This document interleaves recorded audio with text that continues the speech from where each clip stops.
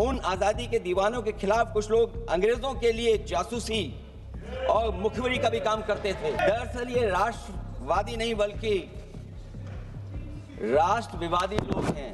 हम कैसा देश बनाना चाहते थे और किस दिशा में हम लोग देश को ले जा रहे हैं। सभापति महोदय, मुझे अच्छा लगा कि प्रधानमंत्री जी ने वो बात याद दिलाई कि अंग्रेजों के जमाने में अगर बच्चे भी वंदे मातरम गा देते थे तो उन्हें देशद्रोही के कानून से जेल भेज दिया जाता था। आज जब हम आजाद हो गए हैं तो आज देखिए उत्तर प्रदेश में क्या हो रहा है कि जो प्राइमरी स्कूल है वो बंद किए जा रहे हैं। 26,000 से ज्यादा स्कूल बंद हो गए। और जब बच्चों को पढ़ाने के लिए हम लोगों ने जिम्मेदारी उठाई, पीढ़ी के समाज के लोगों ने जागरूक होकर के पढ़ाने की कोशिश की, तो कभी अंग्रेजों ने मुकदमा लगाया था बच्चों पर देशद्रोह का। आजादी के बाद भारतीय जनता पार्टी की सरकार ने वहां पर मुकदमे उन पे लगाए जो पढ़ने गए और जो पढ़ाने गए। ऐसा लगता है कि वंदे मातरम इन्हीं का बनवाया हुआ गाना है। जिन्होंने सभापति महोदय, जिन्होंने आजादी के आंदोलन में भाग ही नहीं लिया है, वो वंदे मातरम का महत्व क्या जानेंगे। जिस वंदे मातरम ने आजादी के आंदोलन में सबको जोड़ा, आज के दरारवादी लोग उसी से देश को तोड़ना चाहते हैं। ऐसे लोगों ने, सभापति महोदय,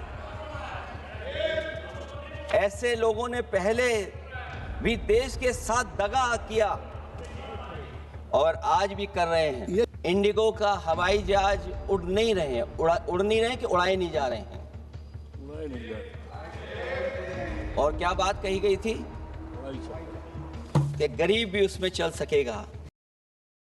सभापति महोदय, जो हमारे सत्ता पक्ष के लोग हैं वो हर चीज को ओन करना चाहते हैं। ये 150वें वर्ष में जब हम वंदे मातरम याद कर रहे हैं, बंकिम चंद्र चट्टोपाध्याय जी को हम याद कर रहे हैं कि उन्होंने इतना महान गीत हमें दिया है। सत्ता पक्ष के लोग समय समय पर हमें देखने को मिलता है कि जो महापुरुष उनके नहीं हैं या जो चीज उनकी अच्छी नहीं है उनको वो ओन करना चाहते हैं। 150वें वर्ष वंदे मातरम, मैं अभी वो बात कहूंगा और हमारे मंत्री जी उसका जवाब देना। सभापति महोदय, क्योंकि ये बात ओन करने की आ रही है, अपनाने की बात आ रही है, तो मैं सभापति महोदय, मैं अपने सत्ता पक्ष के लोगों को याद दिलाना चाहता हूं। सत्ता पक्ष के लोगों की जो पार्टी आज है, भारतीय जनता पार्टी, जिस समय गठन हो रहा था, हमारे मुंबई और महाराष्ट्र के लोग जानते होंगे कि जिस समय गठन की चर्चा थी उस समय आपके जो अध्यक्ष चुने गए थे उनको जो भाषण देना है उस पर भी बहस चल रही थी। और बहस इस बात की थी कि भारतीय जनता पार्टी सेकुलर रास्ते पे जाएगी, सोशलिस्ट रास्ते पे जाएगी कि नहीं जाएगी। तमाम विरोध के बाद भी उस समय के उनके राष्ट्रीय अध्यक्ष जो चुने गए थे उन्होंने वही रास्ता अपनाया अपने भाषण में। समाजवादी आंदोलन, समाजवादी विचारधारा और सेकुलर रास्ता अपनाया। और वही नहीं, जो उनका मंच था उसमें जयप्रकाश जी की तस्वीर लगा करके भी उन्होंने लोगों को ये भ्रम फैलाने की कोशिश की कि जेपी के रास्ते पर भारतीय जनता पार्टी चलेगी। बताएं माननीय मंत्री जी, आप कितने सेकुलर हैं आज, कितने सोशलिस्ट हैं आज।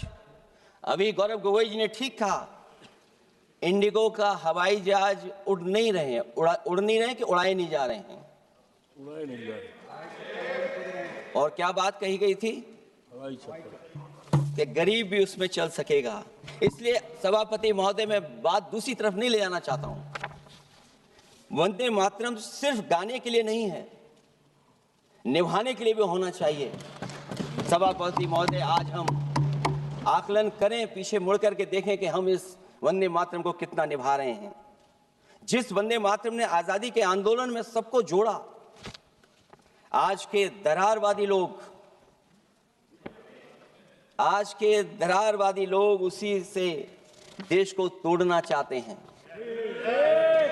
ऐसे लोगों ने सभापति महोदय, ऐसे लोगों ने पहले भी देश के साथ दगा किया और आज भी कर रहे हैं। ये चर्चा तो जोड़ने का काम करेगी ना अखिलेश जी, क्योंकि आज वंदे मातरम की चर्चा वही मैं कह रहा हूं, वंदे मातरम में जोड़ने का ही काम करेगी। वंदे मातरम कोई दिखावा नहीं है, ना ही राजनीति का विषय है। क्योंकि सभापति महोदय, हम जब ये चीज इनके विचारों से, इनके भाषणों से जब बाहर सुनते हैं तो ऐसा लगता है कि वंदे मातरम इन्हीं का बनवाया हुआ गाना है। जिन्होंने सभापति महोदय, जिन्होंने आजादी के आंदोलन में भाग ही नहीं लिया है, वो वंदे मातरम का महत्व क्या जानेंगे। सच तो ये है कि सरफरोश लोग वंदे मातरम दिल से बोलते थे। उन आजादी के दीवानों के खिलाफ कुछ लोग अंग्रेजों के लिए जासूसी और मुखबिरी का भी काम करते थे। दरअसल ये राष्ट्रवादी नहीं बल्कि राष्ट्र विवादी लोग हैं। जहां विवाद करना हो, कभी अंग्रेज विवाद कर करके, डिवाइड कर करके, डिवीजन कर करके राज किया करते थे। सभापति महोदय, आज भी वही रास्ता कुछ लोग अपना रहे हैं। वो डिवीजन का रास्ता अपना रहे हैं, डिवाइड का रास्ता अपना रहे हैं, दरारवादी रास्ता अपना रहे हैं। इनका इतिहास खंगाला जाए कि इन्होंने आजादी के पहले और आजादी के बाद वंदे मातरम क्यों नहीं गाया। ये सभापति महोदय, आज जब हम वंदे मातरम पे इतनी चर्चा कर रहे हैं, जिस भाव से हम लोग यहाँ बैठे हैं, कम से कम ये भी खंगाला जाए इतिहास में कि वंदे मातरम कुछ लोगों ने कब गाया। उन मुखबरों से ये सवाल पूछा जाए कि स्वतंत्रता के बाद भी उन्होंने अपना गीत क्यों बनाया। उनकी एक रंगी सोच ने तिरंगा क्यों नहीं फहराया। वंदे मातरम सियासत के झूठे राष्ट्रवादियों के लिए नहीं है, गलत लोगों की गलत मंशा पूरा देश समझता है। और केवल यही नहीं ओन करते हैं, कभी कभी भारत माता का जो चित्र है, जो पेंटिंग कभी बंगाल के महान लोगों ने बनाई थी,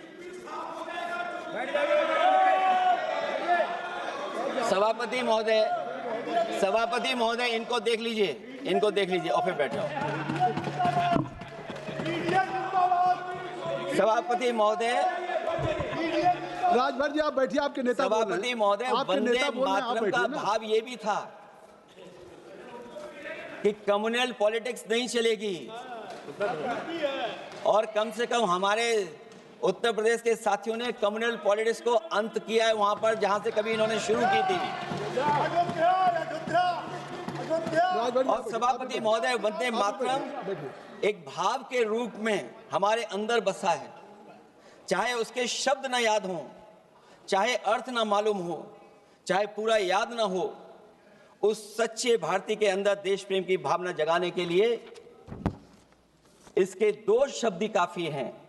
जो सच में देश की एकता और अखंडता चाहते हैं, जो भाईचारे को बुनियाद मानते हैं, उनके लिए दो शब्द भी पर्याप्त हैं जो इस वंदे मातरम से हमें मिलते हैं।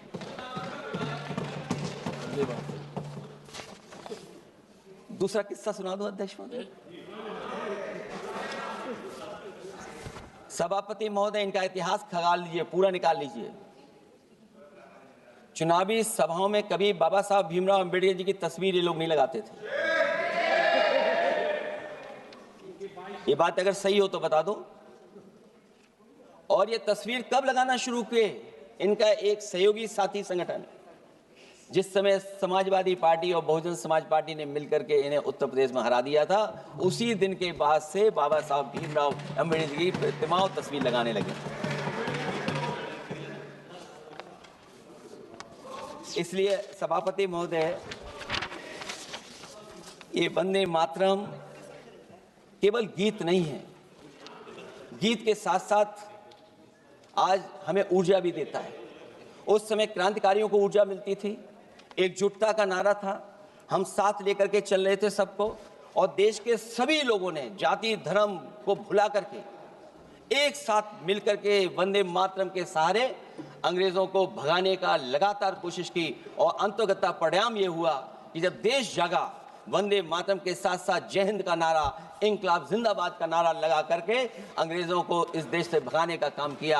आज सभापति महोदय, जब हम चर्चा कर रहे हैं, हम कैसा देश बनाना चाहते थे और किस दिशा में हम लोग देश को ले जा रहे हैं। सभापति महोदय, मुझे अच्छा लगा कि प्रधानमंत्री जी ने वो बात याद दिलाई कि अंग्रेजों के ज़माने में अगर बच्चे भी वंदे मातरम गा देते थे तो उन्हें देशद्रोही के कानून से जेल भेज दिया जाता था।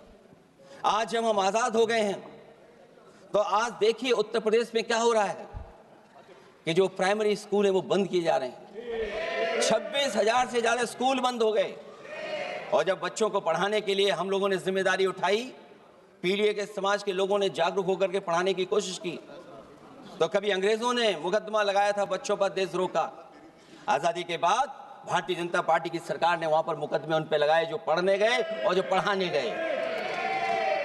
तो इसलिए वंदे मातरम का भाव जो था, उसी भाव से जुड़ करके हम सब मिल करके इस देश को और मजबूत करें। यही हमारी भावना है, यही हमारी सदस्यों की भावना है। जब हम 150वें वर्ष में याद कर रहे हैं तो वहीं हम ये याद करें कि जिस भावना से वंदे मातरम को हम लोगों ने देश के सामने गा गा करके अंग्रेजों को भगा दिया, ये देश कैसे मजबूत हो, एकजुट कैसे हो, बिना भेदभाव के, और संविधान से कैसे चलें, क्योंकि ये संविधान से ही मिला हुआ हमें गीत है। इसलिए इस गीत के माध्यम से हम किसी पर टिप्पणी और किसी पर थोपने की कोशिश न करें और न किसी पे दबाव बनाने की कोशिश करें। आपका सभापति जी का बहुत बहुत धन्यवाद।